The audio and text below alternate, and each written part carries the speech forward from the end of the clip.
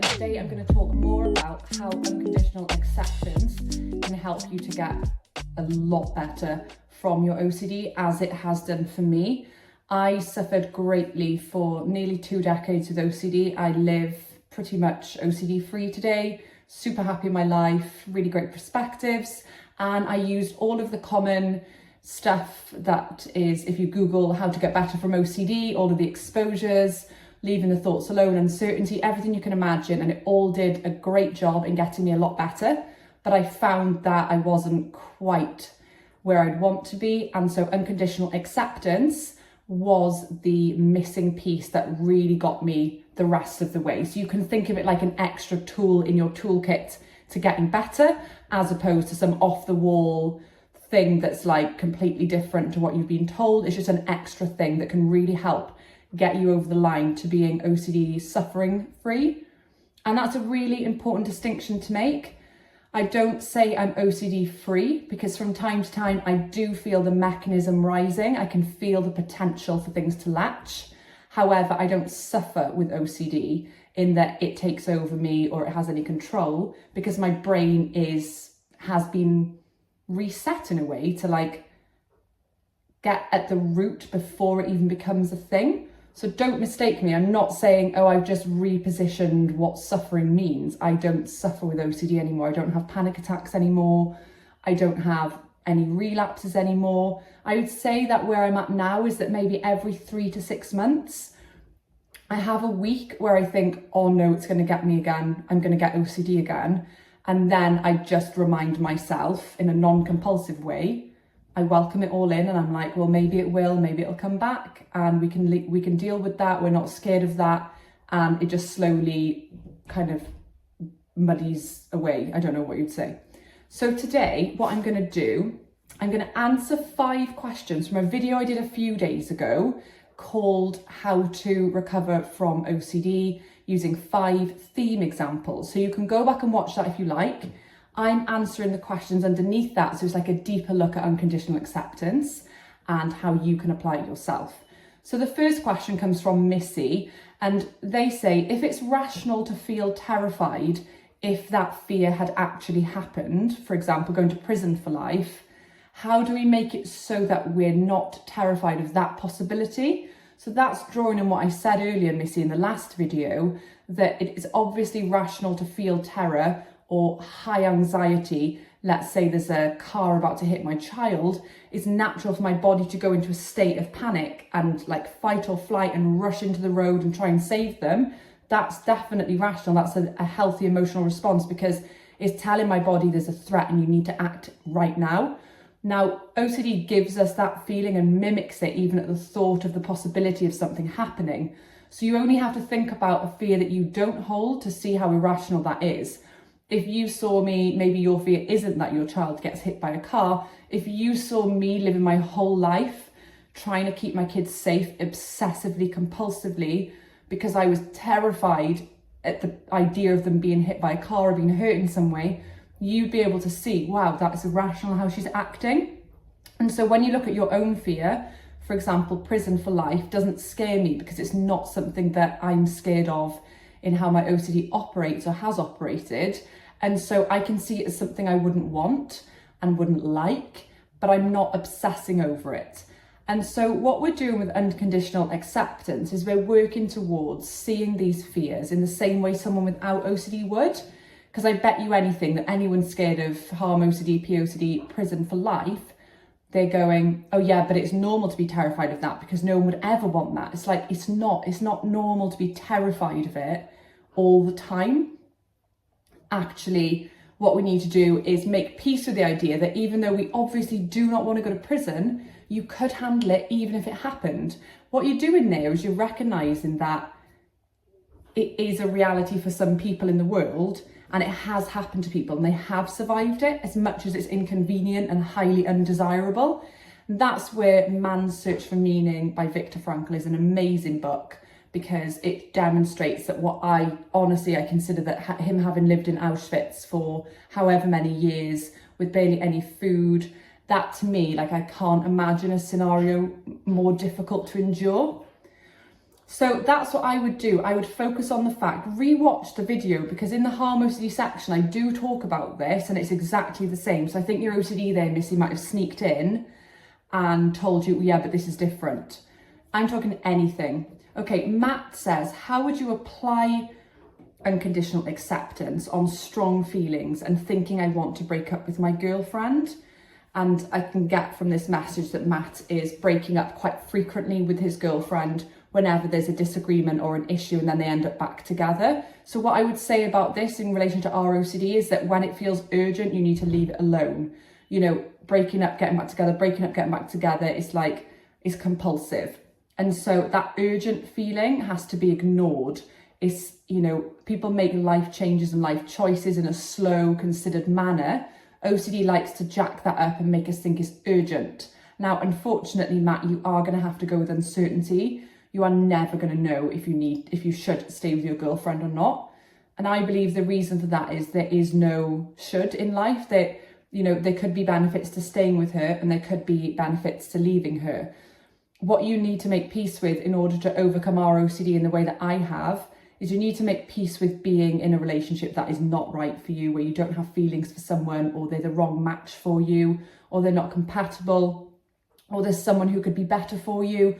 Making peace with that and recognizing that your relationship is a small part of your life. And I believe that relationships are a small part of our life. Our culture has made it to be this huge, that is the most important thing. And actually, you know, if you've got hobbies, if there's things that you love, if you've got a career, you know, if you don't, like, I would promote to you to find things that you love for yourself and recognize that it's only a small portion of your life.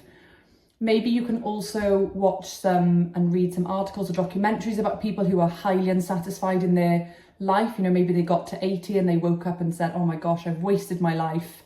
I was with the wrong person. They were awful. And really focusing on that. So unconditional acceptance would be, even if I'm not supposed to be with my girlfriend, I'm cracking on with life and I'm making peace with that. And I don't need to know the answer to this. People who aren't obsessed with their relationship don't really analyze the relationship that often. They don't think about it that much. Even if they're with the wrong person, they might just stick it out for another couple of years because they can't be bothered to end things, or it's good enough. So I think that's what you're aiming for, is you're aiming to be less obsessed with your relationship and not scared of the worst case. When you're not scared of the worst case, you just stop thinking about it as much and it doesn't latch as much. Louise says, how about unconditional acceptance for false memory, or when you believe people think a certain way about you when in fact that is all being made up by OCD? Okay, Louise, the first thing here is that you're going to struggle to overcome the second part of that if you're telling yourself, in fact, this is OCD doing this. I have got to a place in my life, I don't know if it's my age, I'm 35, or I think it's my age, and I also think it's massively down to unconditional acceptance. I genuinely don't care what people think of me anymore, if they like me, if they don't like me.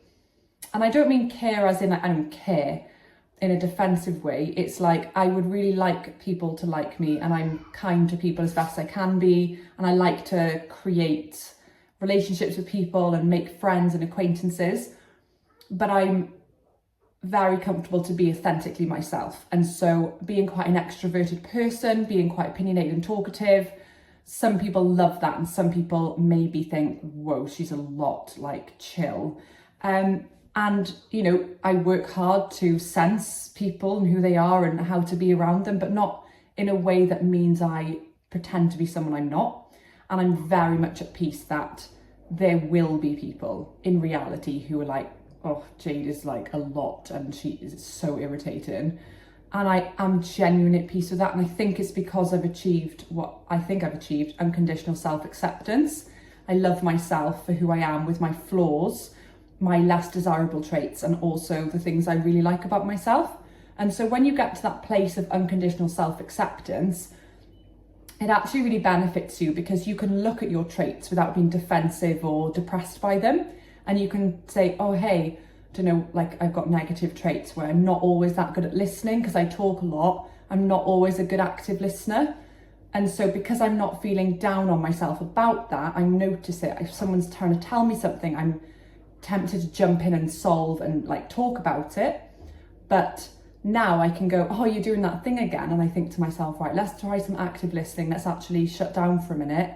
And what can we learn from more introverted people who are great listeners and great at letting people have their say? And so do you see how actually when you no longer mind what people believe or think of you, it's a genuine shift. It's not like you're saying, oh, I don't care about what people think of me. People say that all the time and they deeply do. It's about a genuine shift. When you no longer mind what people think and believe about you, you are completely free because you can just be yourself, and you obviously go around being kind and not intending to hurt anybody. But if someone has got a problem, then that's also fine. And I had this happen recently. A friend said, I feel like I can be honest with you, Jade. You're giving me solutions and I don't want them. I really just want to talk to you today. And I felt myself like this rising and being attacked. And then I just chilled immediately and I was like, yeah, this is great. She's reaching out to me. She's telling me something I know of myself. And this is a really great opportunity for me to now respond to that and work on myself. And also go, do you know what? I am a bit like that. Sorry if it irritated you. Thanks for telling me. Moving on. And it's like, it's not a thing. That would have ruined me a couple of years ago. And so if you're still telling yourself, this is what people think of me and it's just my OCD doing this, it's like, don't worry about it. Like, get to a place where even if they do think that of you, they think you're weird, they think you're different. I got this a lot when I used to have panic attacks, or when I was way too thin from not eating because of my OCD, like hijacking my appetite. Oh, what are they going to think of me? Well, that's the work. And then also in terms of false memory, it's exactly the same. It's like, if you're truly making peace with a worst case scenario, even if it were true, it's not what we want, but we don't want to obsess over it. Getting to the root of false memory is really about, I'm exiting the conversation. So I am going with uncertainty. And you know what, even if it were true, I whatever happened at the time, and I was where I was at, and you know, bad things happen in the world, and I accept myself unconditionally. I would disagree with that action, and I get it, like, it's a tough one to get your head around because it feels like agreement. It feels like you're giving up the fight and saying, yes, this thing happened, but it's more about losing the obsession around it.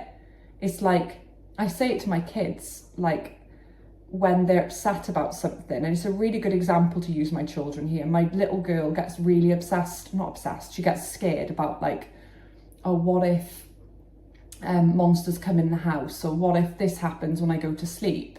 Or if she was like on the loo, like, oh, what if I don't get to the bathroom in time? I use it with her. I'm like, well, what are you scared of? And she's like, I'm scared that I'll have an accident and I won't get to the toilet in time. Or I'm scared that if you don't lock the doors, someone will get in the house. And I'm like, well, we'll handle it then. If it happens, you know, if you have an accident, we'll handle it. It's nothing to be afraid of. Yeah, but everyone will see. I'm like, yeah, they'll see, and then we'll deal with it, and then it'll feel how it feels, and then we'll work through it together. And she's like, okay. So rather than me saying, oh, that will never happen, don't worry, sweetheart, it's like, yeah, it might happen, and we're gonna deal with it.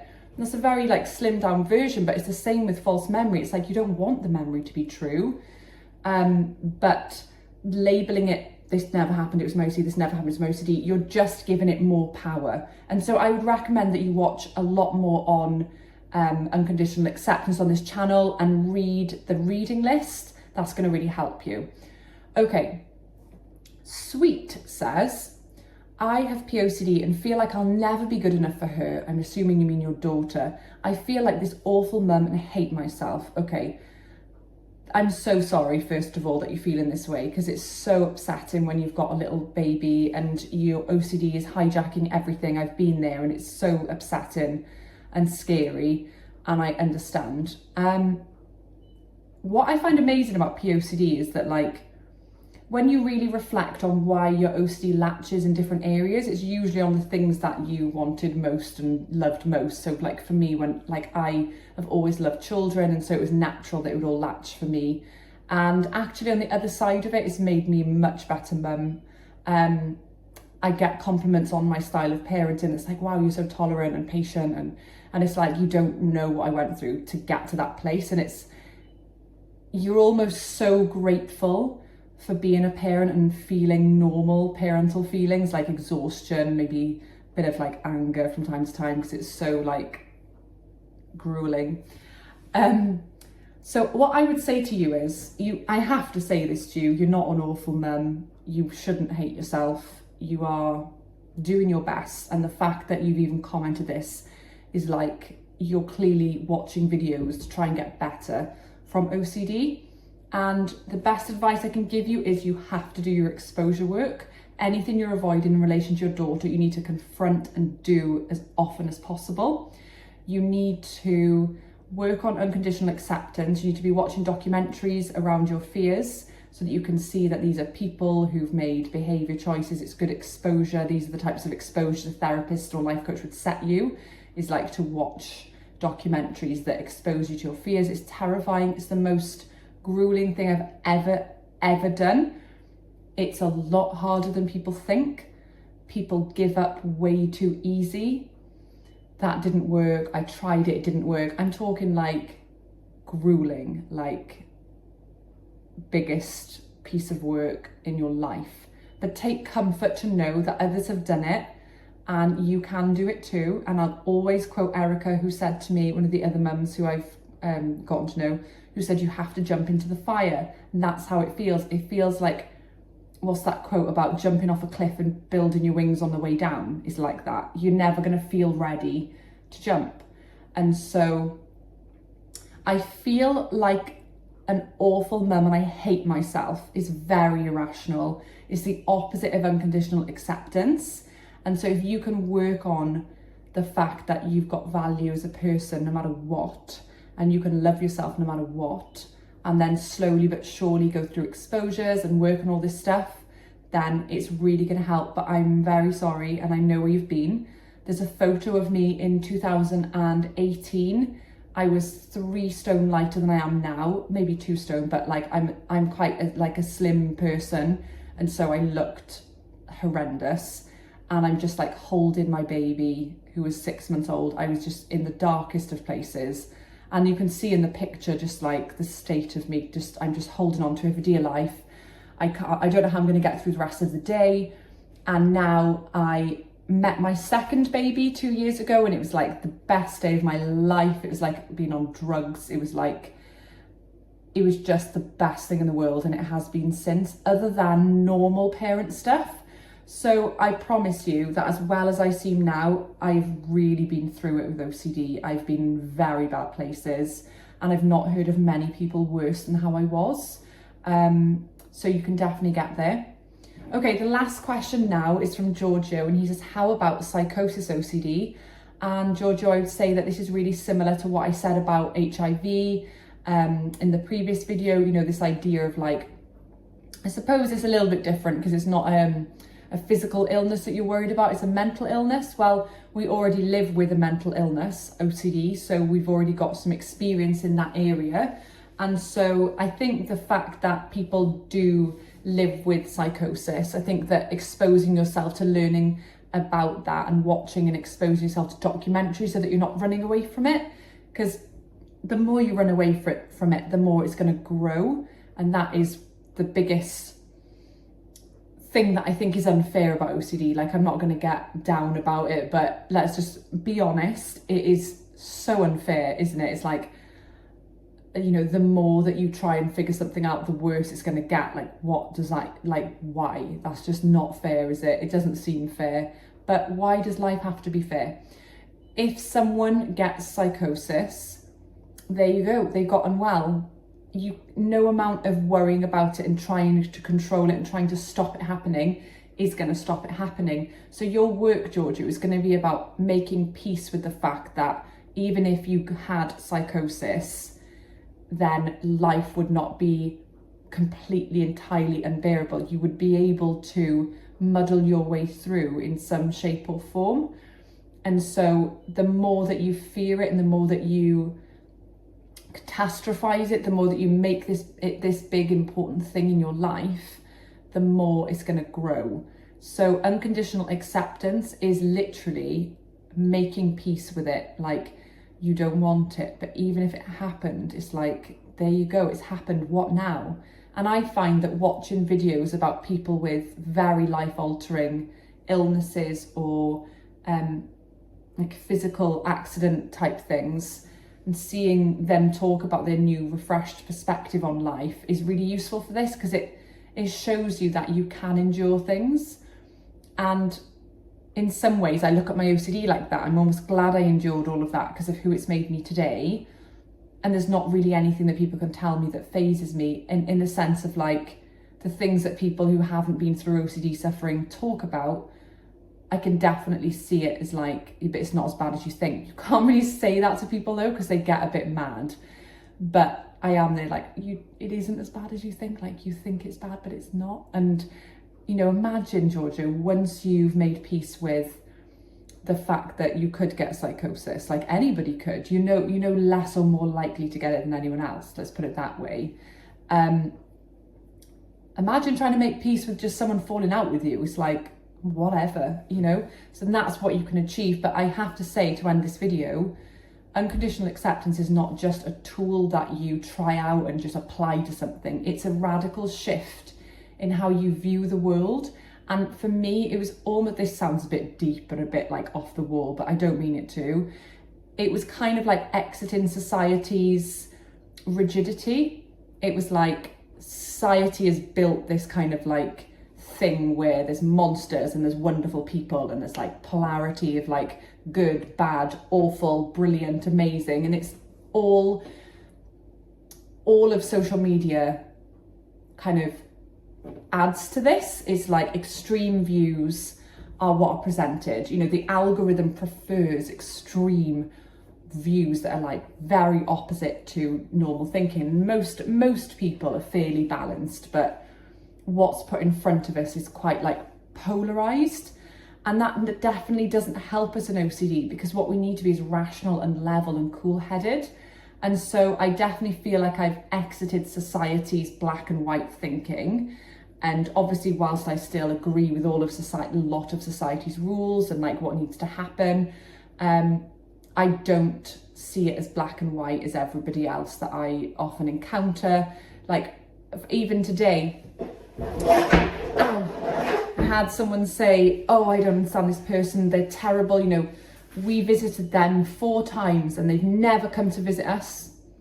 I don't know what they're thinking, they're awful. And I was just thinking, you're just not in their head. You don't know, like, some people get wrapped up in life and don't visit people. Some people don't want to visit you. Like, people kind of project how they see the world on others, but everybody's so different. And so, yeah, I don't know what I'm talking about here. But basically, Giorgio, psychosis, OCD, unconditional acceptance, really go back to that original video, look a little bit more at the reading list, the How to Stubbornly Refuse to Make Yourself Miserable About Anything by Albert Ellis is going to be perfect for this one, because it is talking in such detail about the fact that the things that we fear happening in reality, if they happened, you would be able to get through.